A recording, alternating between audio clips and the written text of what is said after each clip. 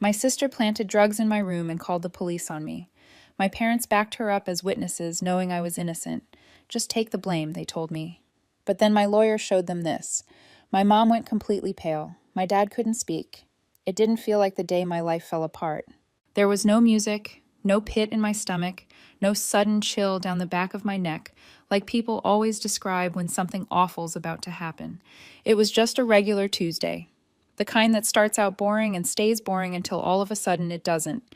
If I'd known what was coming, that by dinner I'd be in handcuffs with my parents, politely nodding while I got arrested in my own hallway. I probably wouldn't have worn socks with holes in them, but I didn't know, not until the knock. There were two of them. One tall, one built like a gym teacher who forgot how to smile, both in uniform, calm, practiced. Emma Reynolds. My mouth went dry.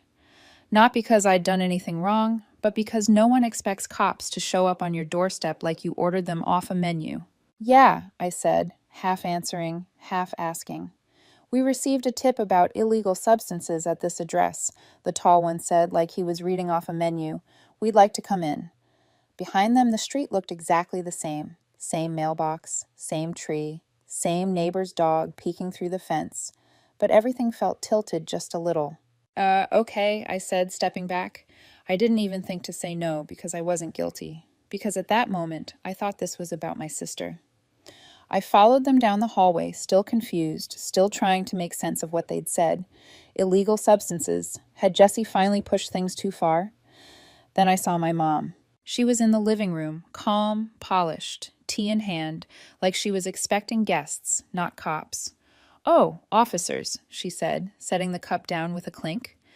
Emma's room is the third door on the left. I blinked. What? Why my room? No one answered. My dad was standing nearby. He didn't look surprised. He didn't look at me at all. The officers didn't wander. They went straight to my room like they already knew the way. Jessie stood at the top of the stairs, leaning on the banister. Her hair was tied up, hoodie, leggings, phone in hand. She didn't say a word, didn't blink. Benny, my old dog, lifted his head when they walked in. Didn't bark, just wagged his tail once, slow, like he wasn't sure what kind of moment this was. The taller officer scanned the room. The other went to my dresser, and then, without so much as a pause, he pulled open the bottom drawer. There it was, a sealed Ziploc bag full of pills. I laughed, like an actual short, stunned laugh. Because what else do you do when reality jumps the rails? Okay, that's not mine, I said. Neither officer reacted. They'd heard it before. I turned around fast. My parents were standing in the hallway.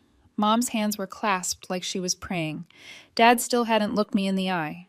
Tell them, I said louder now. You know that's not mine. One of the officers turned to them. You said earlier you've seen her with this bag. My mom nodded. Soft. Too soft. Yes. We didn't know what it was, but she's been distant. Distant. We thought it was stress, my dad added. School, but she's been spending a lot of time alone, acting erratic. It was like watching someone else's life fall apart, except it was mine. My room, my drawer, my name. You can't be serious, I said. Jessie, she's the one who... Emma. My mom cut in, voice low. Don't make this worse than it already is. They cuffed me in the hallway. Benny stood up, unsure, and whined. One of the officers told him to stay back. Jessie hadn't moved. She just watched. Her eyes followed me all the way out the front door. No smile, no remorse, just blank, like I was already gone. I didn't cry. Not then. The cuffs were too tight. The air felt wrong. My skin felt wrong. Like I'd left it behind in the hallway, right next to the life I thought I had. The back seat of the police car was cramped. The window was smudged. As we pulled away, I watched the house shrink in the rearview mirror. It didn't look like a crime scene. It looked like home, and that made it worse. Jessie planted the drugs. My parents backed her up, and I let them walk me out like I was the family embarrassment they'd finally gotten rid of. Which, come to think of it, maybe I was. There was always a golden child in our house, and it wasn't me. Jessie was born 3 years before me, and somehow, magically, maybe genetically, she was everything they wanted. Bright, confident, photogenic, one of those kids who never had a messy room or a bad angle. When she cried in public, people gave her candy. When I cried, I got told to stop making a scene. I don't think my parents ever meant to make me feel invisible, but they did, repeatedly, consistently, in ways so subtle it took me years to realize I wasn't imagining it. When Jessie brought home a lopsided clay bowl from art class, they cleared a shelf in the living room to display it. When I spent 3 days painting something for the school fair, it ended up in a drawer next to expired coupons. When Jessie had a piano recital, they rented chairs and made iced tea for the neighbors. When I was cast in a play, they forgot to come. Said they thought it was just a rehearsal. They weren't cruel, just selective with their attention. Like I only existed in the quiet moments between their pride and her performance. A background character with decent timing and quiet shoes. I used to think if I behaved perfectly, got the grades, made my bed, stayed out of trouble, they'd finally see me. But all it really did was make me easier to ignore. When Jessie turned 14, she begged for a dog. She made charts, wrote promises, said things like emotional support animal and responsibility building. My parents, of course, caved. Enter Benny, a wiry, wide-eyed mutt who looked like someone had tried to build a terrier from a bad memory. Jessie loved him for exactly 3 weeks. Then she got bored, said he smelled, said he was too loud, said he scratched the floor. My parents nodded solemnly and started calling shelters. They actually said, "I remember this. Well, if no one takes him, we'll have to put him down." Like he was an appliance past warranty. I was 11. I said I'd feed him, walk him, train him. They didn't believe me. But they didn't want to deal with him either, so they said fine. Fine, my mom said, but he's your responsibility. He wasn't a responsibility, though. He was the first thing in that house that ever chose me over Jessie. He slept curled against my legs. He barked when people yelled. He'd follow me room to room, tail thumping like I was his whole world. And yeah, maybe I became a little too attached. Maybe I talked to him more than I talked to people. But Benny listened, and sometimes that was enough. My grandfather was the only adult who saw me. He lived about 10 blocks away in a yellow house that smelled like toast and old wood. Whenever things got tense at home, which was often, I'd grab Benny's leash and say I was going for a walk. Then we'd slip off to Grandpa's and pretend we belonged somewhere. He wasn't like my parents. He didn't interrupt. He didn't offer solutions. He just made grilled cheese and nodded while I told him about school or books, or how Jessie had screamed at me for using her shampoo. Sometimes I'd sit on his porch until the streetlights came on. Sometimes I didn't want to leave at all.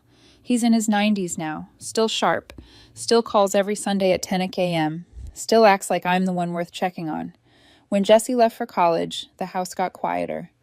Not peaceful, just hollow. My parents started texting her every hour like she was a missing limb. She came back a year later. No warning, no explanation, just college was toxic. That was her entire summary. She locked her door a lot, took long showers, had friends come over at weird hours, guys I didn't know. One of them wore sunglasses indoors. Another called me "little sis" with a wink that made me want to burn the house down. I noticed the smell under her door, the slurred phone calls, the way she flinched when someone knocked too loud. But I didn't ask. In our house, asking meant overreacting. I thought I was imagining it, the way she hovered around me more, paused near my room, looked at me a beat too long. But I told myself I was being paranoid, that I was projecting. And even if I hadn't been, it's not like anyone would have listened. The next night, they put me in a holding cell with cinder block walls and a bench just wide enough to sit but not sleep. No one told me anything. No timeline, no charges, just cold air and fluorescent lights that buzzed like they were mocking me. I wasn't crying. I wasn't even thinking. It felt like my brain had been drained and refilled with static. I pictured Benny lying by the window, ears perked every time a car passed. He wouldn't eat, not until he saw me. He was like that, loyal to a fault, and I wasn't there. I thought about my parents saying, "We can't keep him now, not under the circumstances." Like Benny was part of the evidence, like he'd been contaminated too. I thought about Grandpa. I wondered if he'd gotten the call, if his voice had cracked when they said my name. Maybe he believed I was innocent. Maybe he didn't.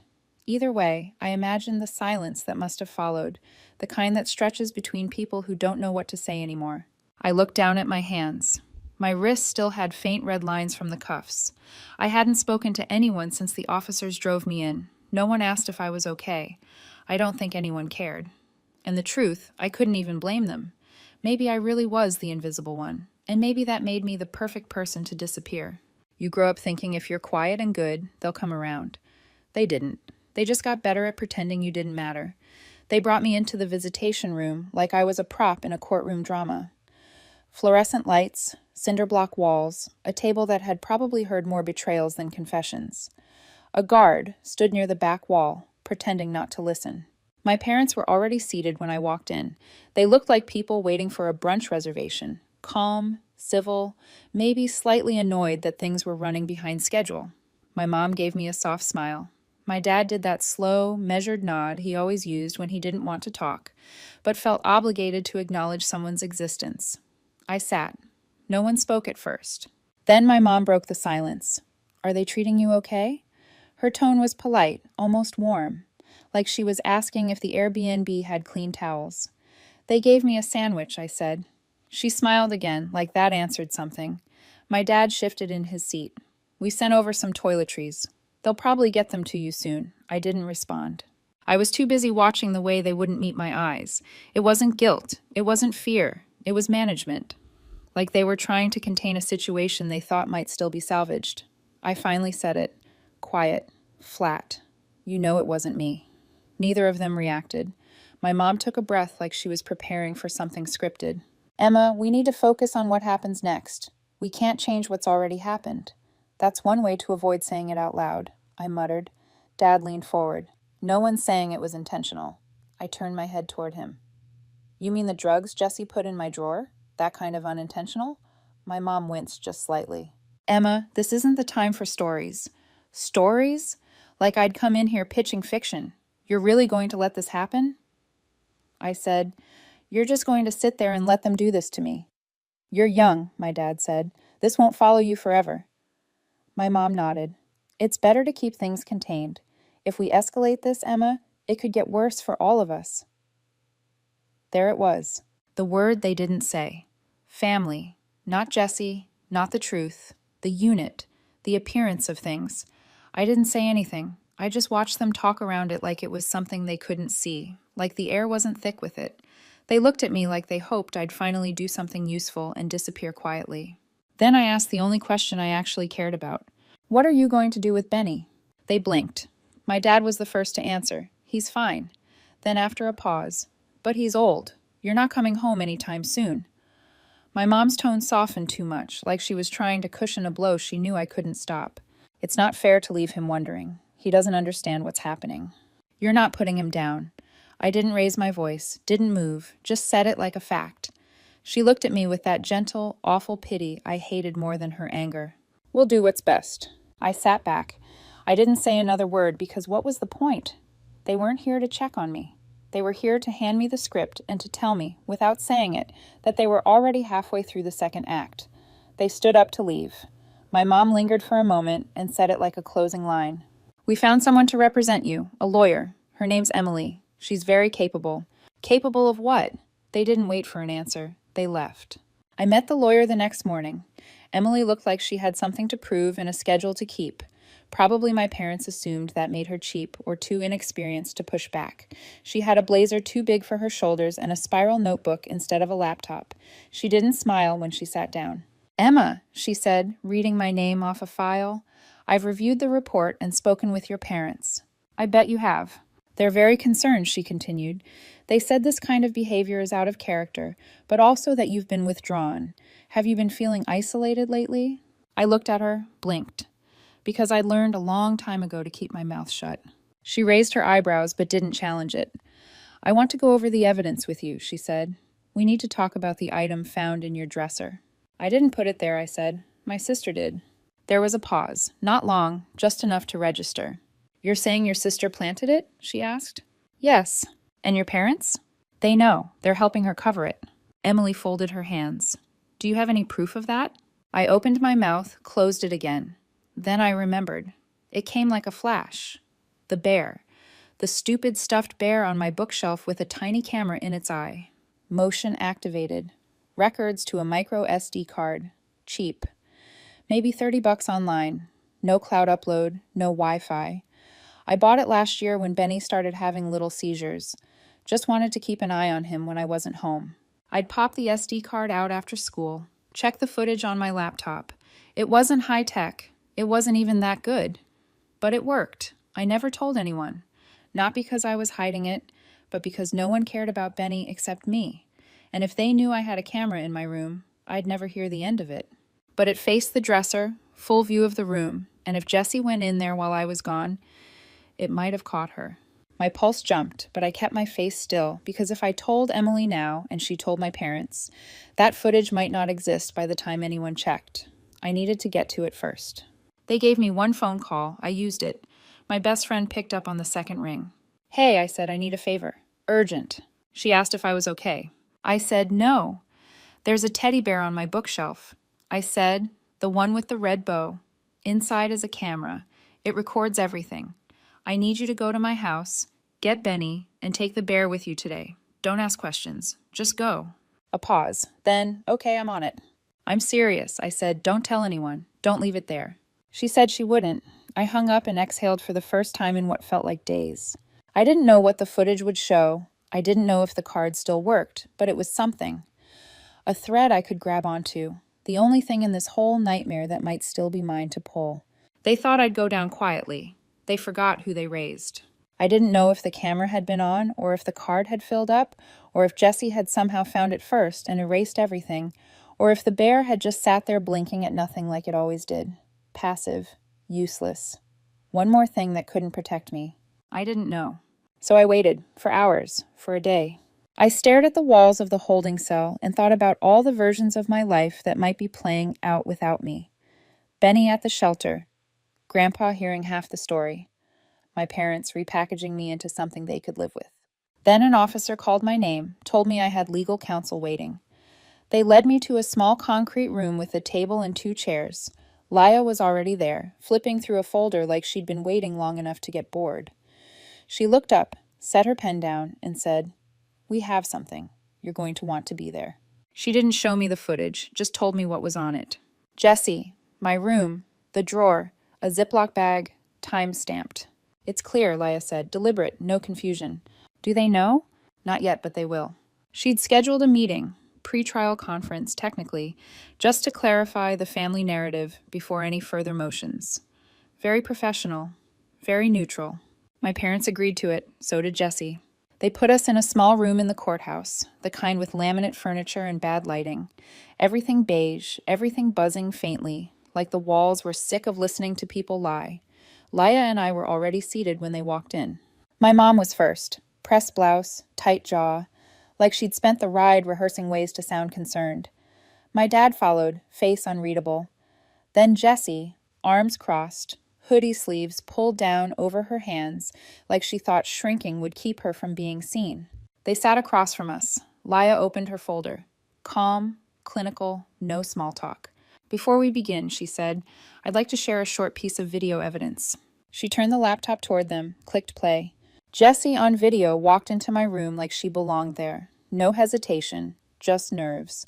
She glanced around, paused at the doorway, and then crossed to the dresser.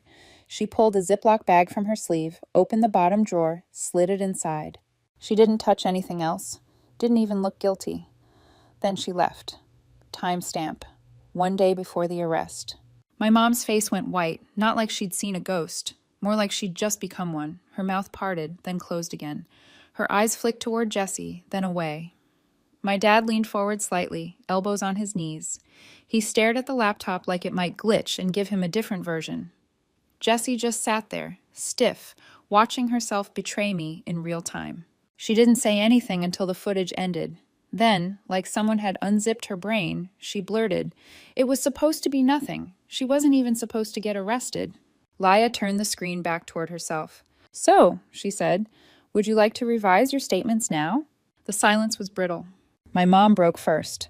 "We were trying to protect the family," she said, voice strained. "You don't understand." "No," I said. "I do. I've always understood. That's the problem." Jessie turned toward me. "You don't get it," she snapped. "You made everything harder. You acted like a victim, even before anything happened. I didn't mean for it to go this far." "So framing me was what?" I said. "Plan B?" Her eyes flashed. "You wouldn't understand. You always think you're better than us." "I don't," I said. "I just think I deserve better than this." My dad finally spoke. "This isn't helping," he muttered. He didn't say who it wasn't helping, didn't say sorry, didn't say much of anything. Laya calmly packed the laptop back into her bag. "I'll be submitting the footage to the prosecutor this afternoon," she said. "We'll be moving to have all charges against Emma dismissed, and we'll also be providing a full report on the false statements previously submitted by the family." My mom's breath caught like she'd been punched in the gut but didn't want to admit it. Jessie looked like she was going to say something, then didn't. I just sat there, still, steady. For once, they had to sit in silence while I got to watch them fall apart. No one said goodbye. They just stood and left. Jessie first, then my dad. My mom hesitated at the door, then looked back at me like she was about to say something meaningful, but she didn't. She just walked out. "They looked at me like I was the one who'd betrayed them," I said to Laya as we packed up. She glanced at me. "They know exactly what they did. That's what makes it worse." We didn't say anything else. They thought I'd take the fall for the family. Turns out I was the only one who knew where the floor dropped out. Benny's tail thumped against the floor as he settled under my chair, his head resting lightly against my foot. He was older now, slower than he'd been even a month ago, but he was safe, clean, fed, still mine. I was at Grandpa's house, the yellow one with the uneven front steps and the fridge that hummed too loud. He handed me a glass of water and sat across from me like we were about to talk about the weather. But he didn't ask how I was. He didn't have to. Instead, he said, "I told them, that I was planning to leave everything to you." I blinked. "You what?" He shrugged. "Couple weeks before they had you arrested. I figured they'd hear it eventually. Might as well come from me. You're the only one in the family who shows up when nothing's in it for you. I thought that was obvious." I stared at him. "You never told me." "Didn't think I had to," he said. "Apparently I did." He leaned forward. 3 weeks after that, your mom calls me. Says you've been arrested, drug dealing. Says I should rethink my will. They both did. Your dad, too. Said they were trying to protect the family legacy. I almost dropped the phone. My hands tightened on the glass. "Did you believe them?" He looked me in the eye. "No, but I didn't argue either. I called a lawyer." He got up, opened a drawer, and handed me a manila folder, thick, labeled. "I didn't change the will," he said. "I got rid of it. It's a trust now. Living, irrevocable, already signed, already filed. You'll hear from the attorney next week." I didn't know what to say. "You mean it's mine already?" He smiled. "It's yours. No one can touch it. They can't rewrite this one." Under the table, Benny nudged my leg like he knew. Like he'd been waiting for this part too. "They tried to erase me to protect their future. Turns out I already had one without them." The sentencing came 3 weeks later. Jessie pled guilty to 2 felonies, possession with intent to distribute and conspiracy to falsely report a crime. She took a deal, 3 years in state prison, minimum of 2 before parole eligibility. She's serving time in a women's facility upstate. She broke during questioning, told them it wasn't her idea, told them it was about the inheritance, told them my parents said I'd be fine, that I'd get probation at most. She cried in court. It didn't help. My parents were convicted of obstruction of justice, false reporting, conspiracy to commit perjury, no plea deals, 18 months each, county jail, followed by 2 years supervised probation. They lost a lot more than time, friends, reputation, each other. They've stopped speaking, according to the lawyer. Turns out the truth wasn't what broke them. It was turning on each other that finally did it. I still live with the echo of it. I still think about what might have happened if I hadn't remembered the bear, if I hadn't made that call, if I'd stayed quiet like they were counting on. They almost took everything, my name, my future, even the people I loved, almost, but they didn't. Grandpa never once asked me to forgive them. He didn't give some tired speech about family being everything or blood being thicker than betrayal. He just poured me another cup of tea, sat beside me on the porch, and let the silence feel safe for once. Sometimes I wonder if they thought I'd actually thank them, like maybe, years down the line, I'd show up at their door, older, humbled, grateful for the lesson. Like the pain they caused was some kind of medicine I didn't know I needed. But I wasn't a patient. I was a daughter, a sister, a scapegoat. And I healed despite them, not because of them. People ask if I ever plan to see them again. The honest answer? I don't know. I don't feel angry all the time, not anymore. Some days I even forget the sound of Jessie's voice. Some days I remember it perfectly. What I haven't forgotten is the feeling in my chest when I saw that video. The moment I stopped hoping they'd save me and realized I had to save myself. I moved into Grandpa's house after the dust settled. He offered, and I didn't hesitate. I fixed up the spare bedroom, repainted the hallway, cleaned out the attic with Benny at my side, sniffing every box like it held treasure. That house became mine in ways my childhood home never was. I started taking classes again, online at first, then part-time at the community college, something in criminal justice, ironically. Not because I wanted revenge, because I wanted understanding. I wanted to learn the systems that almost swallowed me whole. I wanted to help people who didn't have a bear with a camera or a friend to make that call. One night, about 6 months after the trial, I got a letter in the mail.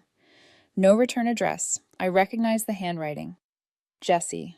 I stared at it for a long time, didn't open it, didn't burn it either. Just put it in a drawer with other things I wasn't ready to decide about. My parents never wrote, never called. Their lawyer sent some official notice about probate, and I forwarded it to mine. I didn't feel the need to respond. There was nothing left to say.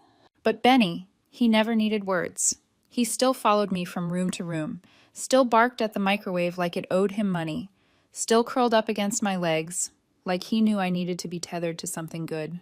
He's older now, slower. Sometimes he limps. Sometimes he sleeps so still I hold my breath until I see his chest rise. But he's here. He made it through. So did I. Grandpa says healing doesn't always look like forgiveness. Sometimes it looks like boundaries, like silence, like not picking up the phone even when you could. I used to think surviving meant keeping the peace. Now I know it means keeping myself. So if you're watching this, if your own family has ever made you question your worth, if you've ever been the one they left behind, blamed, forgotten, just know you're not alone. And you don't have to disappear to be free. I'm Emma. I'm still here. And this time I'm not going anywhere.